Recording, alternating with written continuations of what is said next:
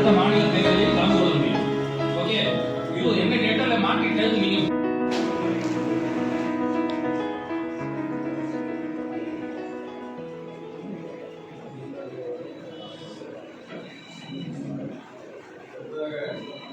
மாநில பொருளாளர்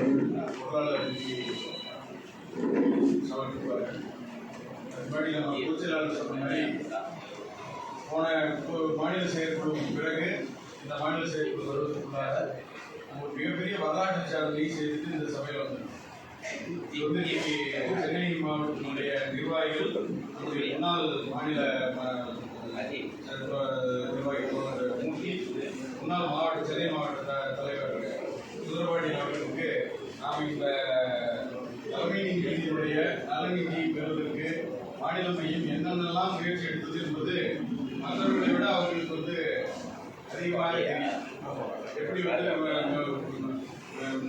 முன்னாள் கேரள மாநிலத்தினுடைய தலைமை நீதியரசராக இருந்து இன்றைக்கு மனித உரிமை கமிஷன், தமிழ்நாடு மனித உரிமை ஆணையத்தினுடைய தலைவர்களுடைய நீதியரசர் மணிக்குமார் அவர்கள் வந்து அவர் செல்வாங்க மூத்த நீதிபதியாக இருக்கும்போது நாங்கள் எப்படி போய் அவரை வந்து சந்திச்சு இதுக்காக நாங்கள் பேசி கரெக்டாக எலிவேஷன் ஹைகோர்ட்டு கேரளா ஹைகோர்ட்டுக்கு சீஃப் ஜஸ்டிஸாக எலிவேஷன் ஆகிறதுக்கு ஒரு வாரத்துக்கு முன்னாடி அவர் நம்ம ஏற்கனவே சந்தித்து அவர்கிட்ட கொடுத்ததுன்னா அடிப்படையில் கோரிக்கையை ஏற்றுக்கொண்டு நான் போகிறதுக்கு முன்னாடி செஞ்சு தரேன்னு சொல்லியிருந்தாரு.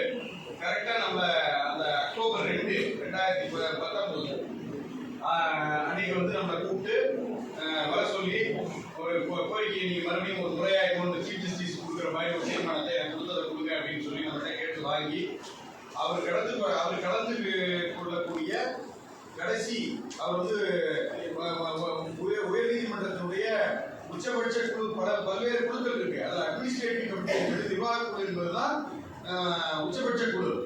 அதுல வந்து சென்னை உயர்நீதிமன்றத்தினுடைய மூத்த நீதிபதிகள் 7 பேர் வந்து அதுல உறுப்பினர்களாக இருப்பாங்க. அதுல இவர் நம்பர் 1.